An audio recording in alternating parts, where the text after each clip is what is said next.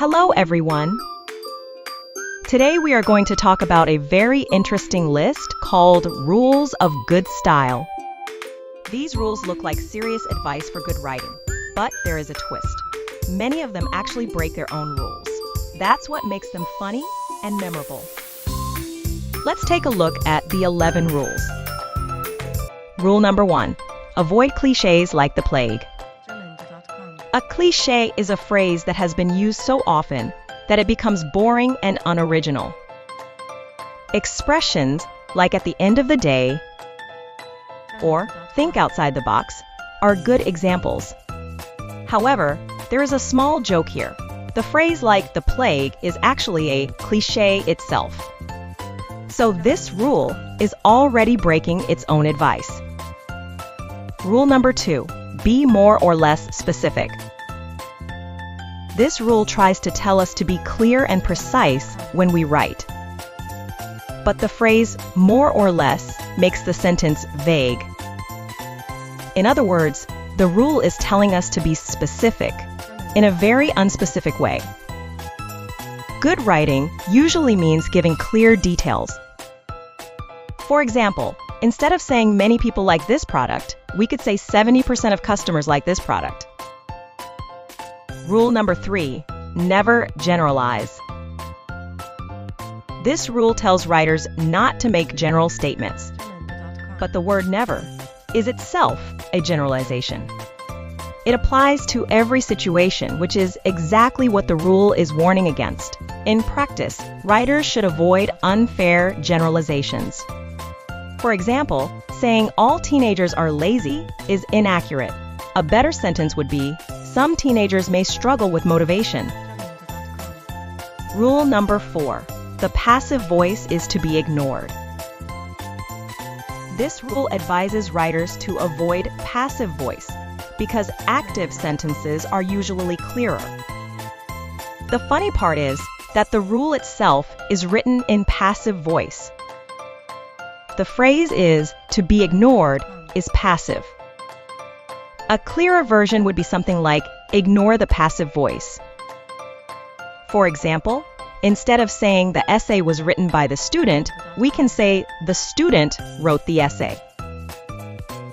Rule number 5. Never ever be redundant.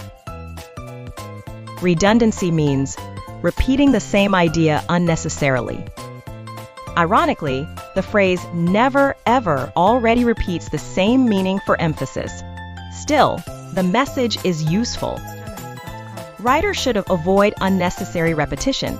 For example, the phrase final conclusion is redundant because a conclusion is already final. Rule number 6. Exaggeration is a billion times worse than understatement. This rule warns us about exaggeration. But saying a billion times worse is clearly an exaggeration itself. That is a joke. While exaggeration can sometimes be used for humor, good writing usually sounds more believable when it uses balanced language. Rule number 7. Make sure verbs agree with their subjects. This is actually a serious grammar rule. In English, the verb must match the subject. For example, we say she goes to school every day, but we say they go to school every day. Correct grammar helps writing sound clear and professional. Rule number 8. Why use rhetorical questions? A rhetorical question is a question that does not require an answer. Writers sometimes use them to emphasize a point or make readers think. For example, why do students need sleep? The question sounds interesting, but in formal writing, it is often clearer to give a direct statement instead. For instance, students need enough sleep to stay focused in class. Rule number 9. Parenthetical remarks, however relevant, are usually unnecessary. This rule criticizes the use of parentheses, yet it includes 2 parenthetical remarks in the sentence itself.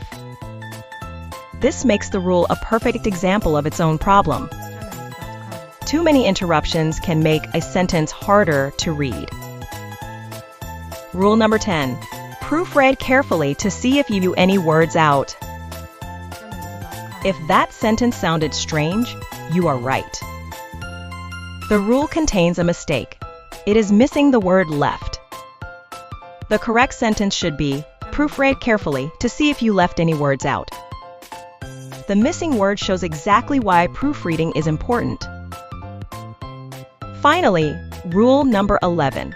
And it's usually a bad idea to start a sentence with a conjunction. The joke here is very obvious.